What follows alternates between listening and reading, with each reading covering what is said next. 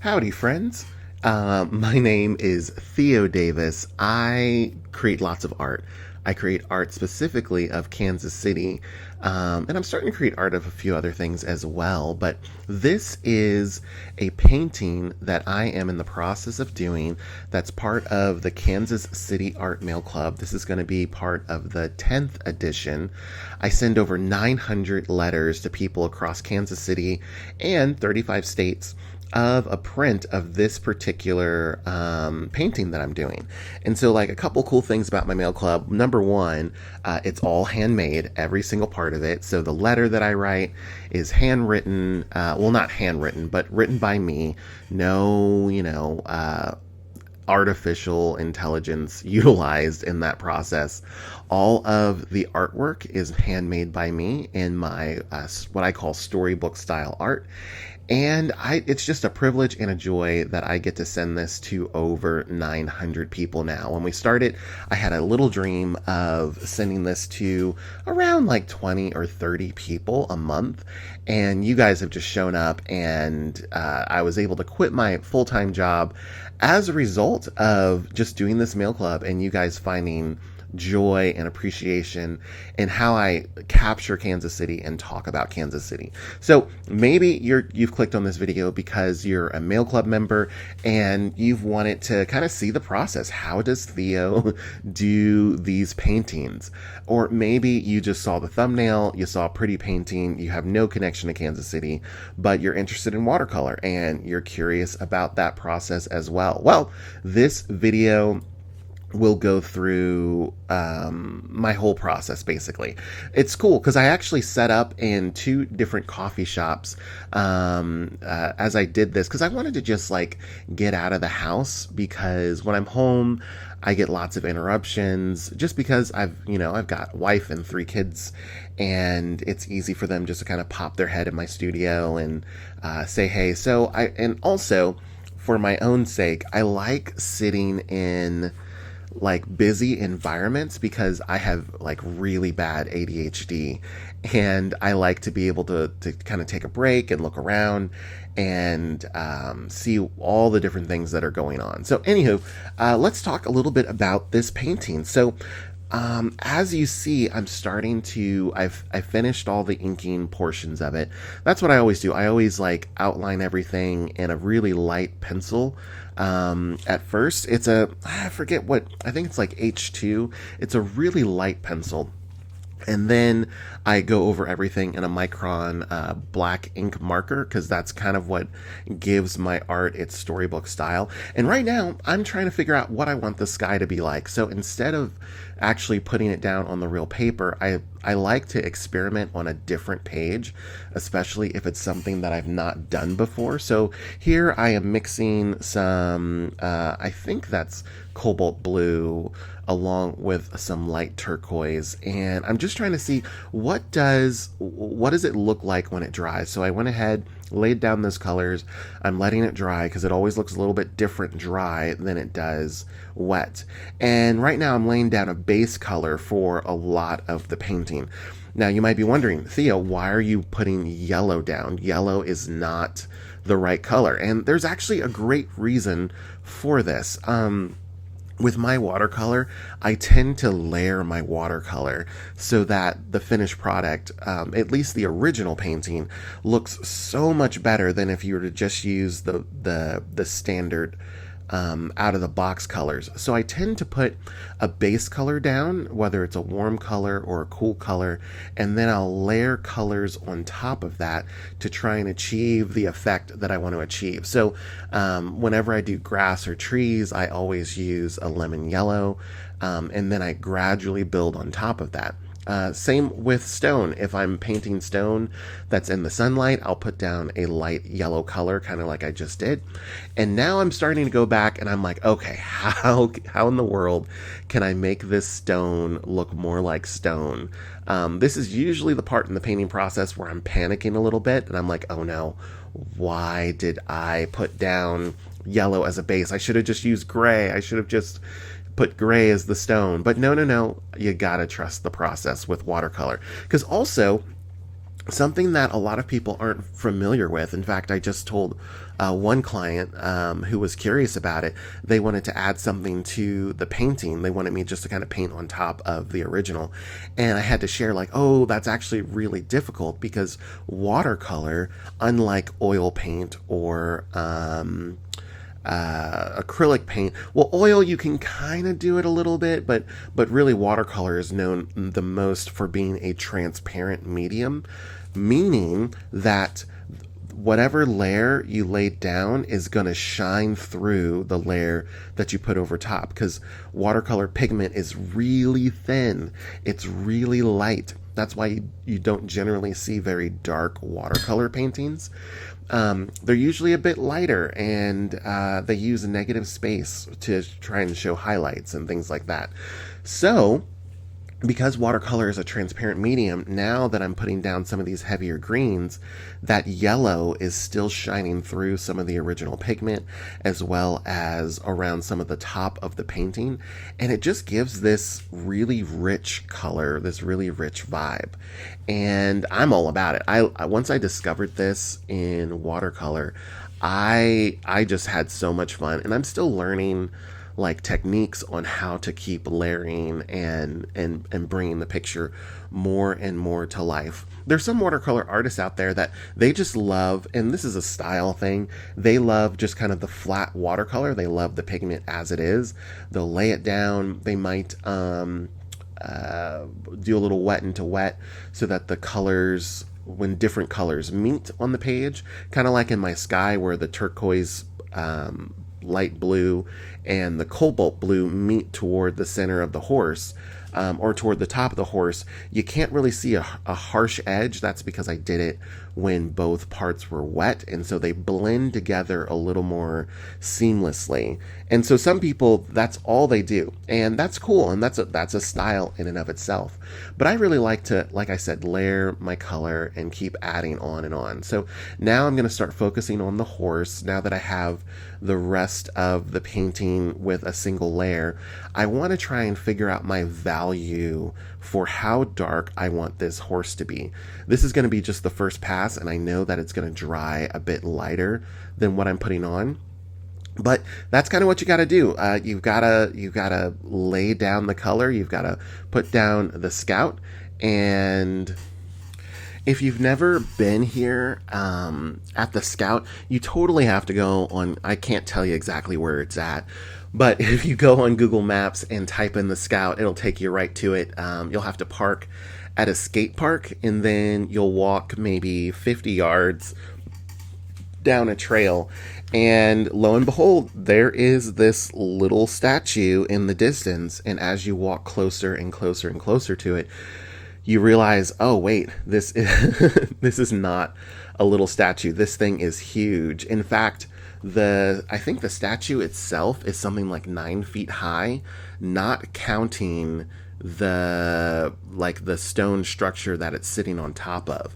And so I've actually been in the process of like looking up some of the history of the Scout and just trying to figure out, how do I turn this into a fun letter? Because even though the artwork is kind of the main part of the Kansas City Art Mail Club, I like to create word art as well, and I like to look up the history of locations and the stories of the locations, and then package it in a single page, like 4 paragraphs, in a way that is digestible for the average reader. I want these little packages, these little letters, to just put a smile on your face, to help you learn a little bit more about Kansas City, the city we all call home.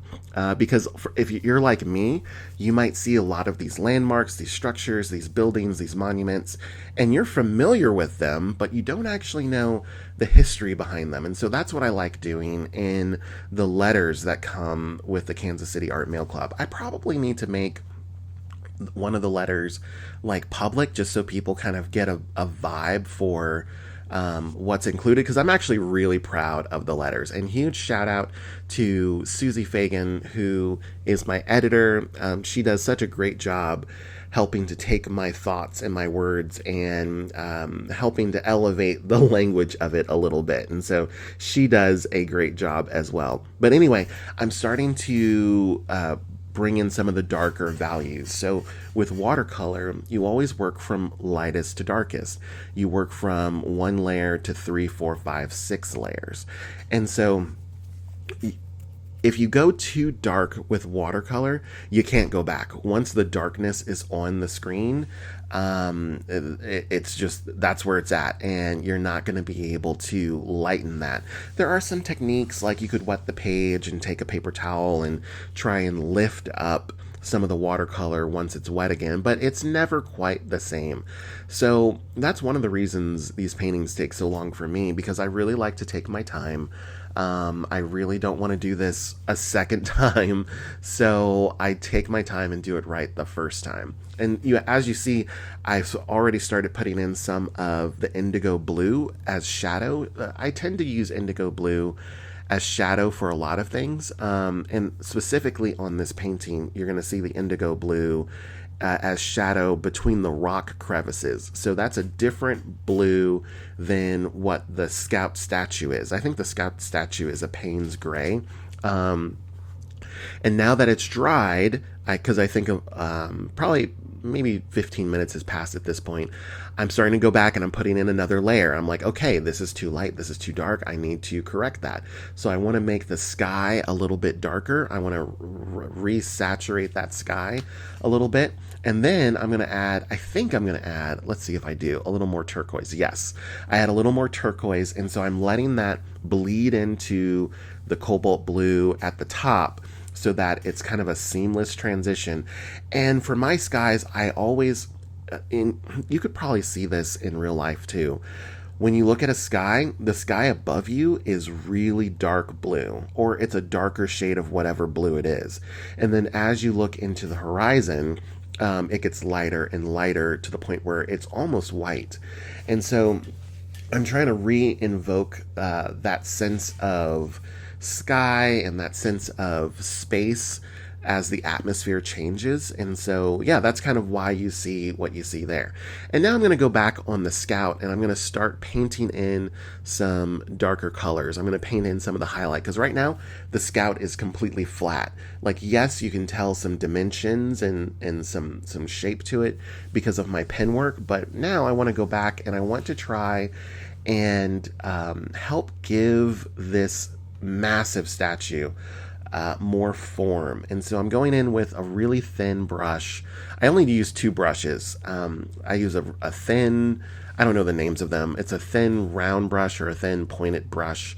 And I have like a squirrel hair round brush that's much thicker that I do a lot of my washes with. But as you see here, I'm starting to kind of give the horse shape. I'm giving the belly shape.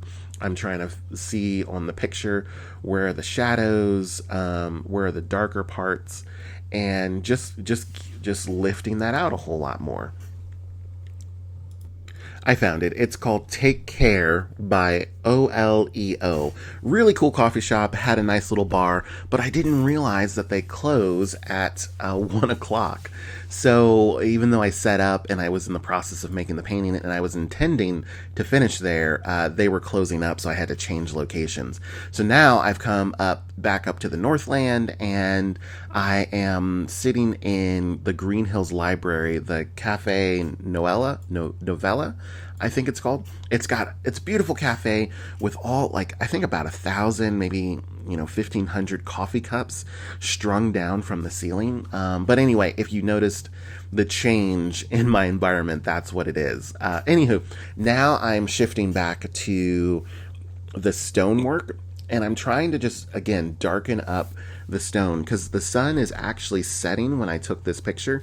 So it's heading on the the west side of the city, toward where my phone is on the screen, and it's casting some shadows. So I'm trying to show those shadows and even exaggerate those shadows just a little bit so that it's more evident where the sun is. I think that is, like, probably, honestly, for a lot of architecture artists, people who paint places and draw places, one of the biggest improvements that a lot of us can do, and it's something that I didn't do for a long time, but once I discovered this little tip and trick, it totally transformed a lot of my paintings. It's just shadows. When you're outside and you're trying to paint an outdoor scene or a building or a tree or whatever it is, figuring out where the sun is and then where the shadows are, because it's something everybody is aware of. We all experience life in shadows and where those things fall. And I found that when I appropriately figure out where the shadows should be and even exaggerate those shadows, it really elevates my paintings. And so something that you'll see in pretty much all of my paintings are uh, pretty strong shadows in different places. And so just now I was focusing on the shadows of the tree, even though in my uh, in my reference photos, I don't quite see the shadows that dark. I'm just exaggerating it because it's my painting and I just want people to be able to tell very clearly where the sun's at and where the shadows are. And I think it just makes for a much more dynamic painting. And now I'm going back through the brickwork and I'm just trying to find places where should I add some more darkness? Where should I add some more speckles and spots? How can I make this look more and more like stone? I've already layered probably 4 or 5 different colors on the stone, because whenever you look at stone, stone's not just one uniform color. It's got a variety of different colors, and I'm just trying to bring out as much of the stonework as I can right now by putting more shadows on the right side of the stonework and no shadows on the left side of the stonework. Again, just to show that, oh, this is a real painting, and this is this has shadow work to it. So yeah, we're in the final 4-minute stretch here. So I'm just going to start closing this out by saying, first of all, thank you guys so much for watching this video. If you've gotten this far, so deeply appreciated. If you're not subscribed, feel free to give a follow if you want to see more content like this. I've been inconsistent with my YouTube channel as far as like long form videos, because I'm still trying to figure out my rhythms and how best to film my stuff, but I think I have a good setup now. My hope is always to upload one of these a week. If not one a week, maybe one every other week. So if you like this kind of stuff, make sure to hit the subscribe button. But also, if you're not subscribed to the Kansas City Art Mail Club and would like to get a print of this, as long as you sign up on my website by the end of July, you will get one of these prints. They are exclusive, so I don't sell them after the fact. I don't have like a backlog, because honestly, as with my autistic ADHD self, I'm not organized enough to be able to pre-package like 9 previous months of mail and then fulfill orders of dozens or hundreds of people wanting one print or the other print. And so just because of my executive function limit capacity, I don't sell past prints. So if you want this guy, you've got until July 30th, July 31st. Let me look at the calendar real quick. July 31st, it's a Friday. It is next Friday, as of the taping of this video, that if you sign up, you'll get one of these prints. And one of the cool things that I don't share as much as I probably should are 2 things, actually. One, I always donate a portion of everyone's subscription of $8 to a local charity of some sort that's helping a humanitarian cause. So it might be people experiencing homelessness, it might be people experiencing food insecurity, or I think this month, or actually last month, we donated $300 to Replenish KC, which helps to give backpacks to kids in need all over Kansas City. And so, yeah, so there's that piece. But also, someone gets this original that you see right here that I just finished. I always mail the original to one lucky subscriber. It's not based on merit or how much you comment or if you've ever commented before. Sometimes I pick at random. Sometimes I pick a name I recognize. Sometimes I I do a little like poll on Instagram. But yeah, if you would like a chance at winning this, you just got to sign up by the end of the month. And ta-da! Here are the glamour shots. This is my setup of all of my stuff. Thank you guys so much for joining me. I hope you have a great day, and I can't wait to send all of these out on August 1st. Take care.